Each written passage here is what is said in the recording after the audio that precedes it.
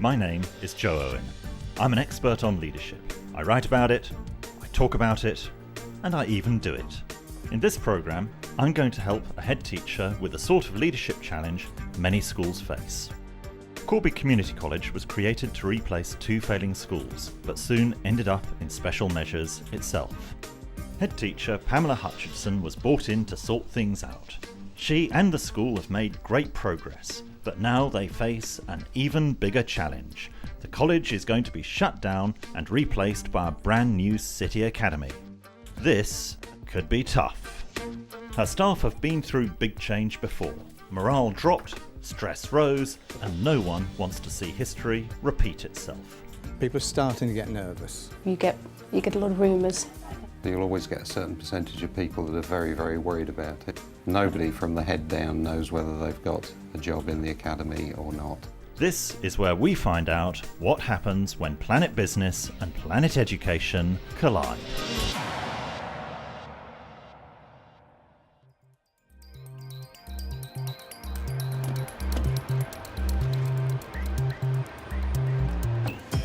Leaders love change. To them it means progress, but normal human beings hate change. To them it means fear, uncertainty and doubt. Becoming an academy may be a good thing in the long term, but in the short term the journey can easily become a nightmare. I've heard there are plenty of potential challenges here. Student achievement, staff stress, becoming an academy. So the first problem is to find out what the problem really is. As a business person, how am I meant to know that? Well, to find out, I'm going to use the ultimate secret of all great leaders, which is that they have 2 ears and 1 mouth. Oh, and they use them in that proportion.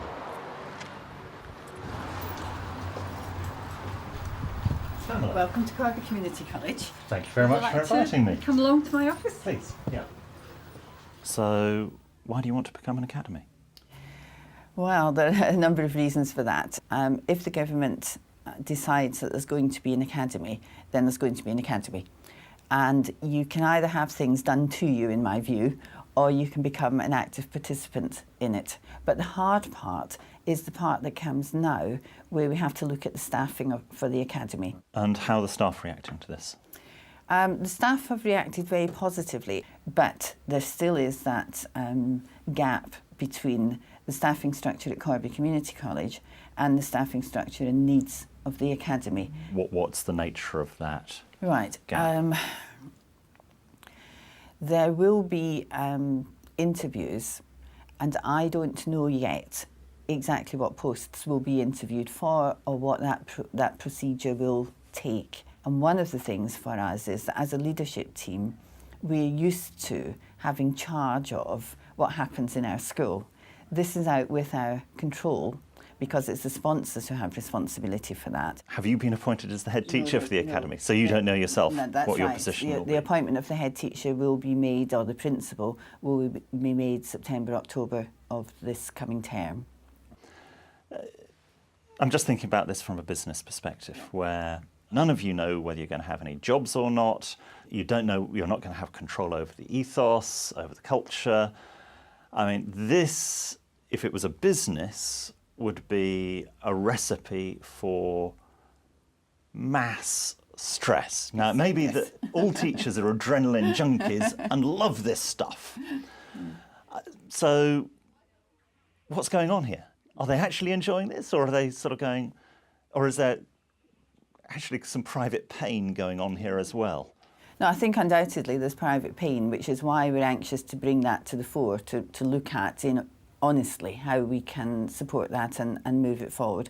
Unless we get that seamless transfer, and unless we're planning now what it's going to look like here for the next 2 years and what that step is going to be into the academy, then it will be a disaster. And nobody wants that to happen, because it's already happened to children and staff here. Well, that was very useful. I got some wonderful views from the head teacher at the top of the mountain. What we now need to do is get some views from other people on other parts of the mountain. The obvious place to start is, of course, the staff room. But asking awkward questions doesn't always give you honest answers. So what's with this academy stuff?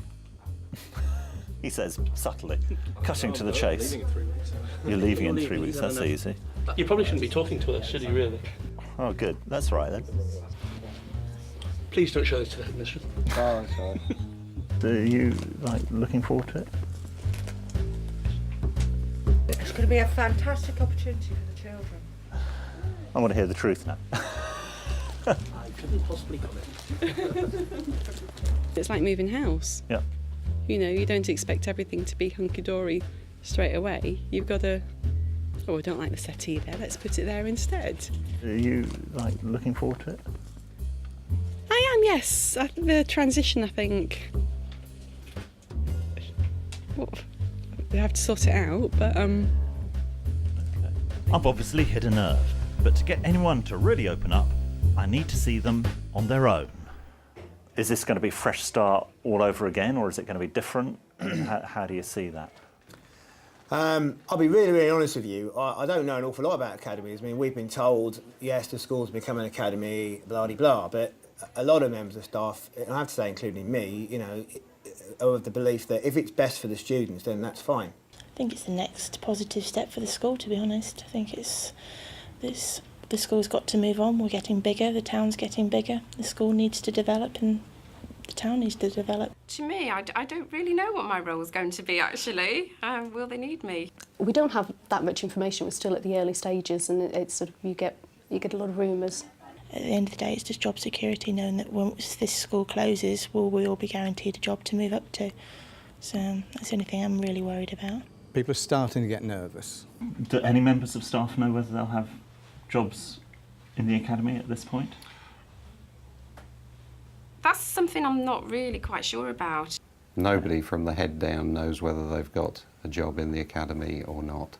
If they're not comfortable about change, then perhaps those people need to be looking for change elsewhere and moving into a different school, a different environment that may be more established, as opposed to the exciting opportunities that an academy will obviously open. I personally, I suppose, I'm a little bit sorry that we're going to lose the school that we've got at the moment because we've worked so hard to get it where it is now. And all of a sudden, it's going to die at the age of 6 or 7 or whatever it is, you know, and I think that's a bit of a shame. My suspicion is that this is a school which is about to enter the Valley of Death. The question is, does the head teacher know this? There's only one way to find out. It was actually quite interesting going round. Half of the conversations were incredibly loyal and diligent conversations. And then the other half of the conversations, like the unofficial answer, which was, well, actually, we don't know what's going on, and we don't even know if we have a job. And it's like, ouch. What normally happens, and actually I'll just try this if I may, is change. A lot of people talk about it as very rational, about curriculums and policies and buildings and structures. Change isn't about that. Change is about people, okay? And people, for better or worse, are emotional. And if I look at what happens in change in most organisations, if this is time, okay, and this is people's enthusiasm for change, okay, where they're either very enthusiastic or very unenthusiastic. And I just want you to think about where you are at the moment, in that what we normally see is if people start moderately enthused about life, change starts and it's like, oh, something exciting is going to happen. So enthusiasm goes up, okay? But then at some point it's like, oh, change is going to happen, but actually there are quite a lot of nasty decisions to be made, and actually I don't know what's going to happen to me, and do I have the skills to succeed, and do I even have a job, and who am I going to be reporting to, and ouch, this looks really horrible, okay? And around here you've got a valley of death, okay, which actually only begins to get resolved when all those questions start getting answered about, yes, I can see there is a future, I see it's an exciting future, I know what's going to happen, and I know I have a role in that future, and actually that future is better than the present, okay? And hopefully you move off into a highly re-enthused, re-energised and excited organisation and staff. Now, the good news for you in all of this is, what's the good news as you're staring into the valley of death? It's like this is an exercise in optimism, isn't it? Well, the good news is that actually other people have been through this journey. That's the good news. So you know that there is a predictable sequence of events that you're going to have to go through.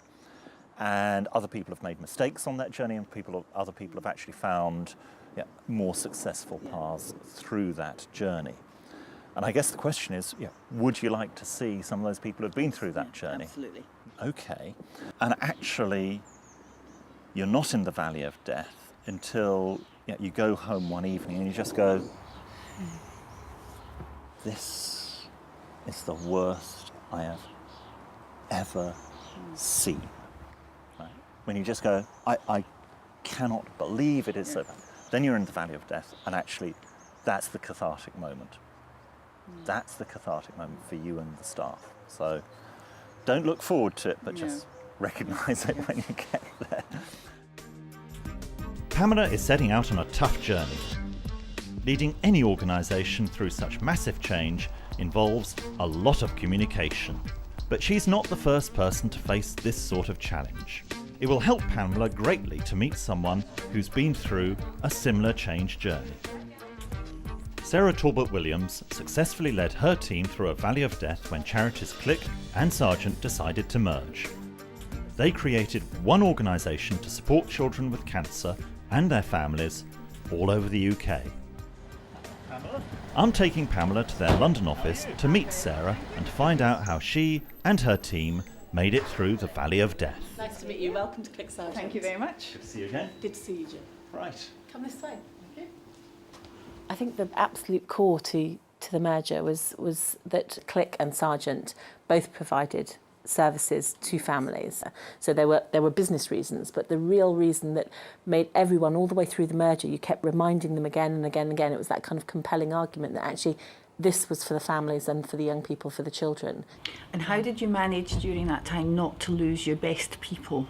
I think you made sure that the best people were involved in the transition groups, so even though their situation was, for some of them, was quite uncertain, we got them involved in planning for the future. We drew together that middle management because they are actually the engine of the organisation, and it's trying to get them to be the ambassadors and trying to get them to kind of highlight to the staff they felt were very important to maintain, to actually work with them and talk to them. Did you have a particular way that you found worked with your senior managers?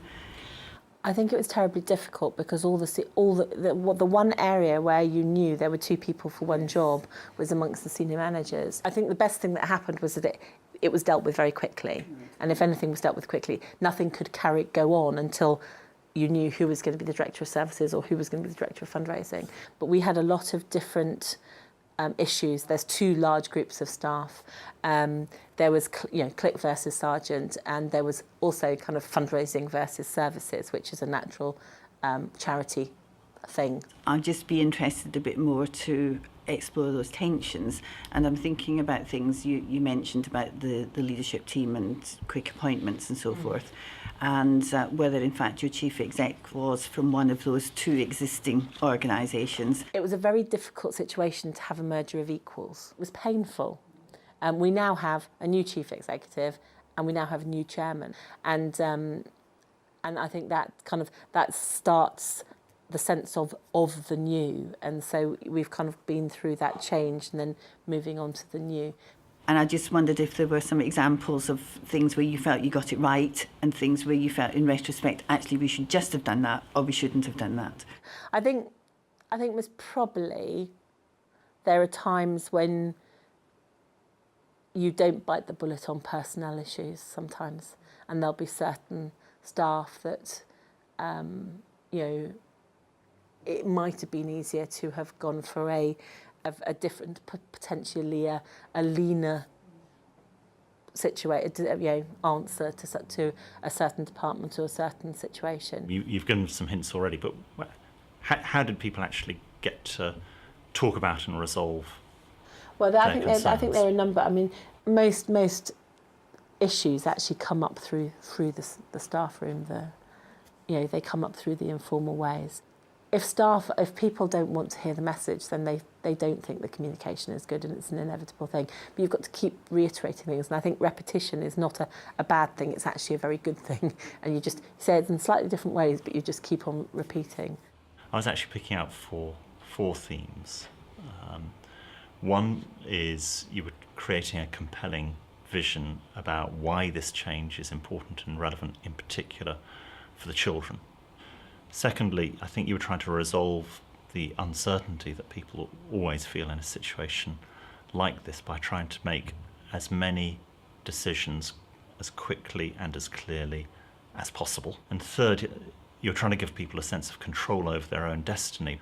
And maybe the fourth and most important theme underlying all of that is the whole theme of communications, just endless communications. Could I just ask you just one last question, which is, if you were sitting now, as I am, with 2 years to go, and the difficult 2 years where we want to keep staff informed and involved, I just wondered whether there was anything that you would say, actually, that could be the icing on the cake, that could be the thing that just makes it better and different for staff and youngsters. I think you've got to make people feel that they want to be part of the future. Oh, that's very helpful. And we gave people an extra day off at Christmas, but which seemed to go down quite well. Radical change always looks better from the top of the mountain. At the top, you're in control, but the frontline view is critical. I was about ready to leave, actually, and the merger was announced. The opportunity to work within a communications department through a merger and a rebrand of a charity was something I just thought was a fantastic opportunity to be part of. What do you think people's biggest frustration was? And do you have any ideas about how I could, in the way that I set up my system, help to overcome that? I think there's always going to be a tension point between people wanting to know and people not wanting anything to change. It's hard because you know there's going to be a natural fallout or lots of changes, a lot of people leaving for different reasons, and just knowing that but not knowing when it's going to happen is just hard. Ross and Peeler have given Pamela some good advice. People who stay through a difficult transition acquire skills that make them very attractive to future employers. This should be as true of schools as it is of business. It's time to find out what Pamela has learned. I think one of the really important things that came out of that for me is that it's not about taking it personally, it's not about feeling you've done a bad job, it's about knowing that that is just how it is. The second thing, and I'm not sure how I'm going to do this yet, I need to reflect on it, is about making sure that I and my leadership team are very available to people, but in an active way. So we're being active about it rather than expecting the staff to be active about it. Pamela has heard that the key to leading a staff through change is communication, and that repetition is not a bad thing. On the day before the end of the holidays, Pamela and her senior leadership team have decided to throw a barbecue for all 120 staff. This is a great idea. Build team spirit, encourage discussion, and find out what staff really think of the journey to becoming an academy. A good leader will always develop staff by giving them tasks which they're only 60% ready for. I've never ever tried one of these before in my life. Keep children and pets at a distance. No, it's all going to work. It'll be perfect. But there is often a vast chasm between theory and practice. You've got fruit salad, coleslaw, avocado and tomato, and green, and sausages. But feeding 120 staff with disposable barbecues, that involves some tricky timing. Before they can tuck into the food, she's gathered them in the hall for a little presentation called From Now to Academy. This is a great opportunity for Pamela to share some of the learning from ClickSargent and to give her staff a proper idea of the way forward. The question is, are they ready for it? One of the great problems with speeches is that when you're talking, you're not listening, and she needs to find out what her staff really think. Good afternoon, everybody. If I could just have your attention so that we can get out to the barbecue that Steve and the rest of the leadership team are busy organising for us at the minute. We'll work out which end we're going to light. So I know that many of you were disappointed that you didn't get to see any of my holiday snaps yesterday. So not to leave you in that disappointed state, I've managed, surprisingly, just to intertwine them in this afternoon's presentation. Are they engaged in her holiday snaps? It seemed to me that was a good picture for two reasons. One, because that's the purpose. That's preparation actually allows you to get close enough to see these wonderful creatures.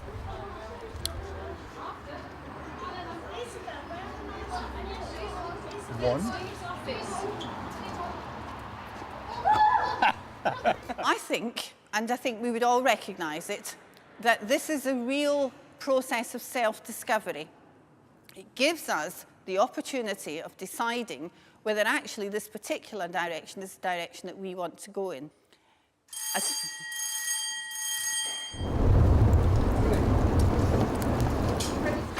We might be cooking. We might be cooking from a distance. It's amazing how quickly that temperature's got up, though, on the far side of that. By December, as I said before the holidays, we hope that the appointment of the head teacher will have been made and that person will then be in post probably at Easter time, and that's for the new academy. This is great. She's giving them information they really need to hear. So thank you very much.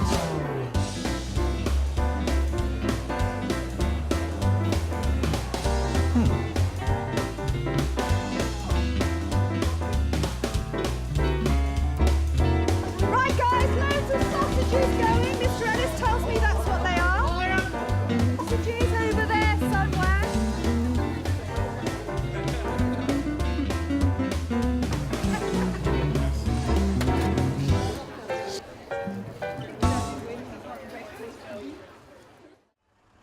It's 6 weeks since we last met, and I've invited myself back to Corby to see how Pamela and her staff are doing on their journey through the Valley of Death.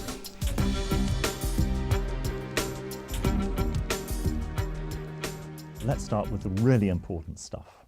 How was the barbecue?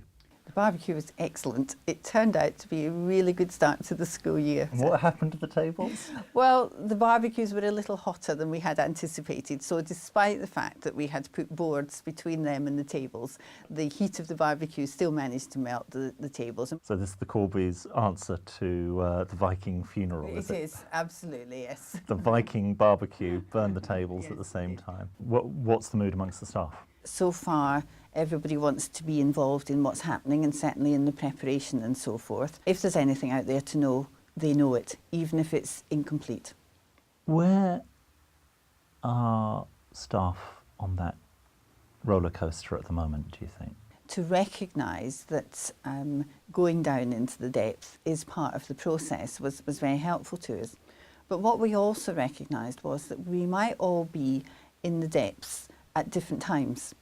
And therefore, one of the things that we could do as a staff was to help one another. And that's proved to be the case, I think. One of the things that I've been able to share with staff is that the decision on the principalship of the academy will be the first position to be decided. So where does that leave you in terms of this roller coaster journey? At what stage of the journey are you on? That's an interesting question. What I'll feel once that person has been appointed obviously depends on how that works. So at the minute I can stand back from it. It's time to ask the staff how things have changed since my first visit. As we were talking about at that time, there are troughs and peaks in everybody's mentality about where we're going. And I guess we've been up and down and probably on and up at the moment. I think those that are running it and sort of moving things forward are conscious of the fact that they do need to keep staff involved and informed. Whether the information is actually what staff want to hear is another matter. You worried you'll have a job? Well, I think I'll have a job of some sort. Yeah. I think a large number of staff, of which I'm a member, are actually probably going down the slippery slope a bit at the moment, really, because there's still a lot of unknowns and there's a lot of sort of discussion going on as to where people stand.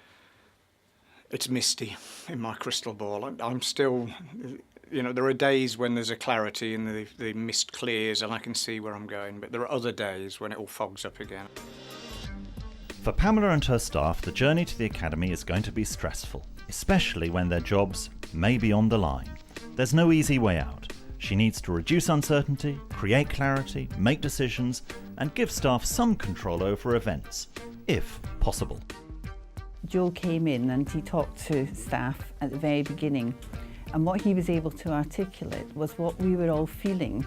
But actually sometimes when you're too close to something, you can't quite see it. And in a way it gave each of us permission to feel like that, which made us feel better.